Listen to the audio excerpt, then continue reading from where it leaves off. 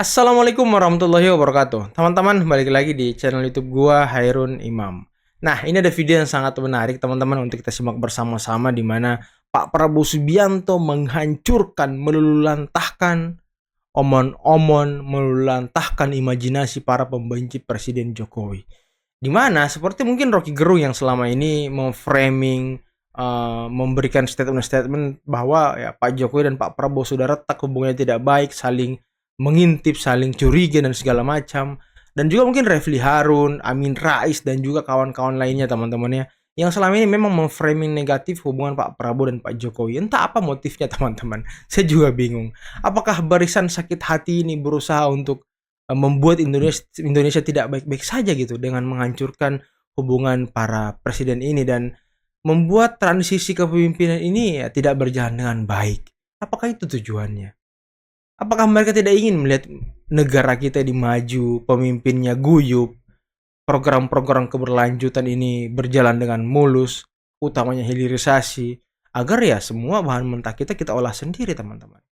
Dan ya setelah ini kita akan lihat bagaimana penjelasan dari Bung Jeffrey Giovanni, salah satu Dewan Pembina Partai Solidaritas Indonesia teman-teman ya, yang juga menafsirkan, melihat bagaimana pandangan-pandangan Pak Prabowo terhadap para pembenci Presiden Jokowi.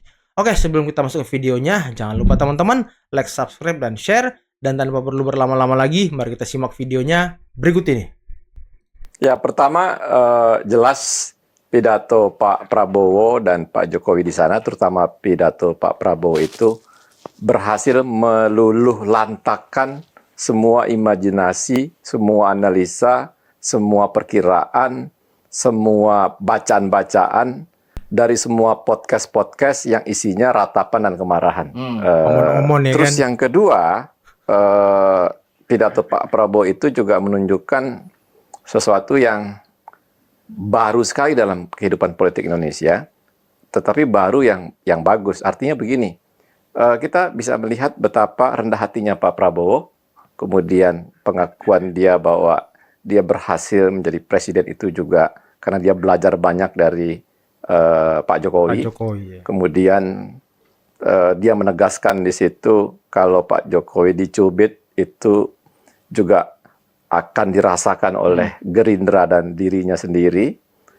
Itu kan penegasan yang kuat sekali untuk menangkis, untuk menjawab semua perkiraan-perkiraan dan analisa-analisa dan ratapan dan kemarahan dari banyak orang yang kecewa.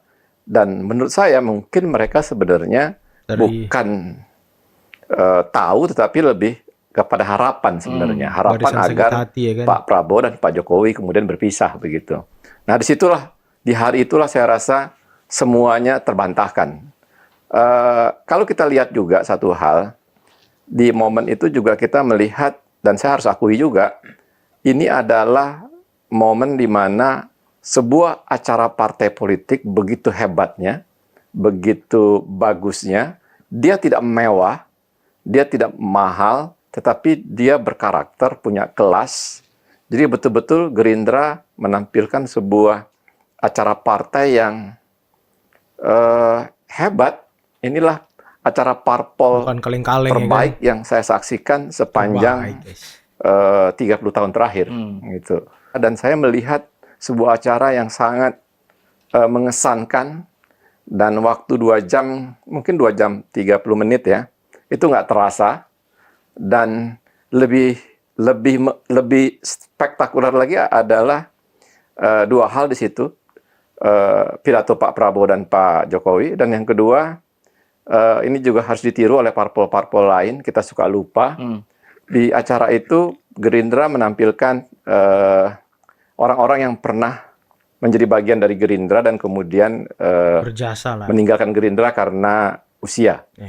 Jadi ditayangkan satu-satu dari pengurus cabang, pengurus kabupaten, pengurus provinsi, pengurus pusat, dalam satu momen yang cukup panjang ya. Saya hitung kira-kira mungkin lebih dari 12 menit itu. Tetapi nggak membosankan karena memang ini sesuatu yang baru bagi kita. Ternyata kita selama ini melupakan orang-orang yang berjasa buat institusi atau untuk partai kita gitu. Nah mungkin ini teman-teman ya, bangsa kita tuh sulit untuk memberikan apresiasi kepada orang-orang yang sudah berbuat baik, yang sudah berjasa ya. Apa yang dikisahkan di podcast ya, itu kan rata-rata memang mayoritas imajinasi, mayoritas itu perakiraan, mayoritas itu Omon-omon, pendekatannya itu ilmu cocok tondo-tondo, logi. ilmu gato-gato gitu loh. Tondo. Jadi Cocok bukannya logi. karena mereka tahu situasi, tapi mereka kira-kira gitu. Nah ya dengan pidato Pak Prabowo itu ya selesai. Apa yang mereka kira-kira, apa yang mereka imajinasikan, apa yang mereka harapkan itu ya terbantahkan semua gitu. Luntur Dan seketika ya kan. saya juga nggak ngerti kalau teman-teman saya yang melakukan, karena saya kenal sebagian besar dari mereka yang punya analisa seperti itu. Menurut saya juga bukan teman-teman saya yang juga punya kedekatan dengan Pak Prabowo atau kedekatan dengan Pak Jokowi yang kemudian mereka punya kemampuan mengetahui dan kemudian menginformasikan ke publik bahwa kedua orang ini akan pecah dan lain-lain. Justru kita yang tahu karena kita berada di lingkungan Pak Prabowo dan lingkungan Pak Jokowi sekaligus, kita kan melihat bahwa hubungan mereka begitu baik. Dan yang kedua, dan inilah pertama kali Presiden Indonesia berhasil menyiapkan suksesornya dengan damai dan dengan persahabatan gitu. Coba kita lihat sebelumnya Bung Karno ke Pak Harto kan nggak pernah kita tahu apakah misalnya Bung Karno menyiapkan Pak Harto sebagai suksesor kan tidak. Ribut ya Pak kan. Harto kepada Pak Habibie kan kecelakaan politik. Pak Habibie kemudian kepada Gus Dur kan juga tidak. Gus Dur kemudian kepada Megawati kan juga tidak. Megawati kepada SBY apalagi. SBY kepada Pak Jokowi kan juga tidak. Artinya apa? Artinya yang betul-betul kalau kita anggap sukses ya dari semua presiden kita di belakangan ini, maka kalau dihitungan sampai hari ini hanya Pak Jokowi presiden yang menyelesaikan masa kepemimpinannya 10 tahun dan kemudian juga menyiapkan penggantinya, menyiapkan suksesornya dengan damai dan dengan persahabatan yang begitu kuat gitu. Artinya kalau kita mau bicara Indonesia ke depan, Pak Jokowi boleh optimis akan terjadi keberlanjutan karena memang suksesornya dia ikut membantu menyiapkannya gitu. Dan saya lebih optimis melihatnya karena saat Pak Jokowi jadi presiden 2014 yang lalu, hampir 10 tahun yang lalu, dia kan dibebani sebagai seorang presiden yang tidak menguasai partai politik. Akibatnya dia Tugas kemudian partai, ya kan? harus melakukan berbagai macam manuver akrobatik yang harus lihai dan hati-hati untuk bagaimana kemudian dia bisa memaksakan semua program-programnya itu bisa sukses dan berjalan. Dan dia juga harus menegasikan semua egonya dia untuk apa yang ingin dia capai karena harus kompromi dengan kekuatan-kekuatan partai politik yang tidak dia kontrol ketika itu. Nah, beda dengan hari ini. Pak Prabowo sebagai presiden terpilih adalah ketua umum dan ketua Dewan Pembina salah satu partai yang besar, Partai Gerindra. Saya lebih yakin dan lebih optimis apa yang dikerjakan dengan akrobatik dan penuh dengan rintangan dan kesulitan yang dialami oleh Pak Jokowi 10 tahun terakhir, itu akan jauh lebih efektif, akan jauh lebih efisien, dan akan jauh lebih akselerasinya akan sangat meningkat cepat di tangan Pak Prabowo. Jadi Iya, kalau Pak Prabowo ini kan ningrat politik teman-teman. Semua ada sama dia, darah biru, uang banyak, ketua partai, petinggi partai, yang punya partai, militer. Waduh, ini paket komplit. Dia mengajak kita bermimpi besar untuk menjadikan ini negara besar dan kemudian mengajak kita untuk percaya pertumbuhan ekonomi akan di atas 7-8%. Saya rasa kita harus ikut percaya untuk itu, Mas Ulil, karena posisi dia jauh lebih leluasa, jauh lebih beruntung dibandingkan posisi Pak Jokowi hampir 10 tahun yang lalu. Ditambah lagi, proses dia menjadi presiden ini adalah penyatuan dua kekuatan utama negeri ini. Kalau kita tahu 2014 dan 2019 itu kan yang berhadapan Pak Jokowi dan Pak Prabowo. Indonesia ini terpecah dua. Gitu. Kemenangan Pak Jokowi kan kira-kira hanya 53-54% gitu. Nah kemudian di periode 2024 ketika Pak Prabowo presiden, dia adalah presiden dari dua penyatuan kekuatan utama real Indonesia yang berhadapan 10 tahun 2019, sebelumnya, ya. 2014 dan 2019. Nah, dua kekuatan itu menyatu sekarang di kemenangan 2024 ini. Jadi Mas Ulil bisa bayangkan nggak? Powernya Pak Jokowi 10 tahun ini aja udah membuat dunia luar tuh terbelalak melihat perkembangan Indonesia. Nah, bayangkan ini 2024 ke 2029 adalah penyatuan dua kekuatan utama yang ada di negara kita gitu. Jadi akan spektakuler.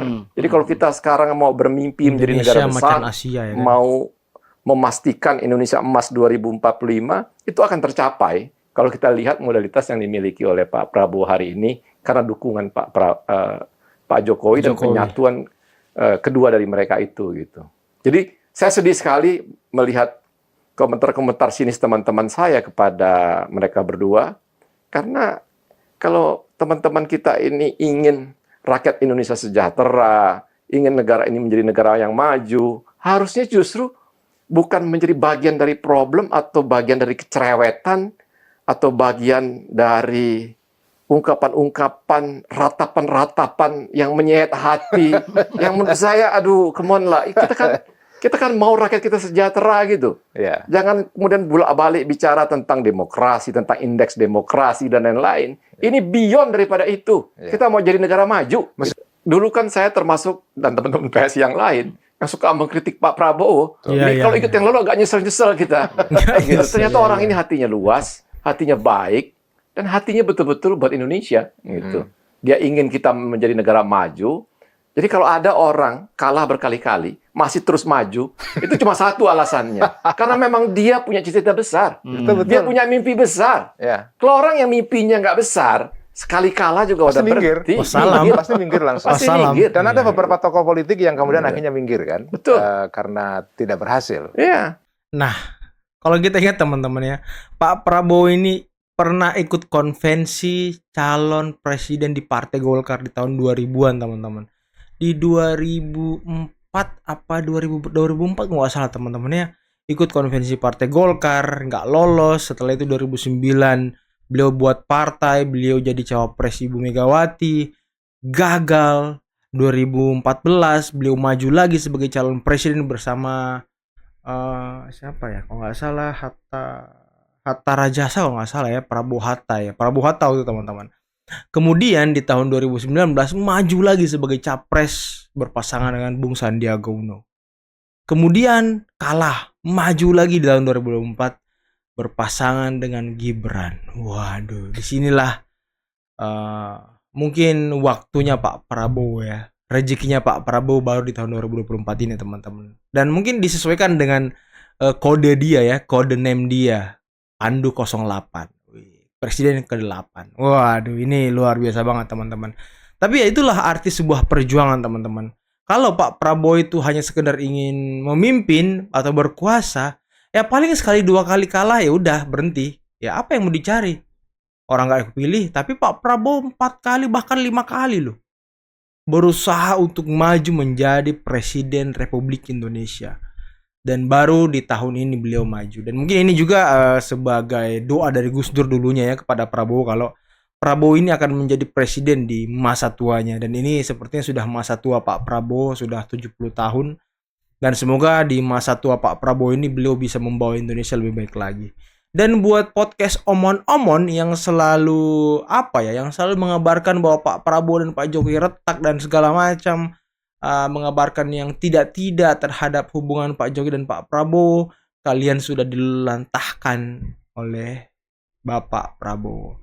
Tapi ya setelah ini pasti kalian bikin lagi tuh isu-isu yang bisa meretakkan hubungan keduanya, karena kan para pembenci ini tidak ada habis-habisnya, teman-teman, membuat isu, membuat skenario agar hubungan Pak Jokowi dan Pak Prabowo retak, sehingga ya Indonesia tidak baik-baik saja, teman-teman. Karena itu yang mereka harapkan, Indonesia tidak baik-baik saja. Dan mungkin ya keinginan mereka itu tercapai di aksi-aksi DPR kemarin, di aksi-aksi KPU kemarin. Tapi ya biarkanlah mereka berdansa di atas pikirannya sendiri, teman-teman ya. Biarkan mereka berceloteh. Kita nikmati aja lah, kita reaction aja apa yang mereka lakukan, apa yang mereka perbuat. Oke, mungkin cukup sekian dulu video kali ini. Jangan lupa teman-teman like, subscribe, dan share videonya. Akhir kata, billahi taufiq wal hidayah. Wassalamualaikum warahmatullahi wabarakatuh. Bye-bye.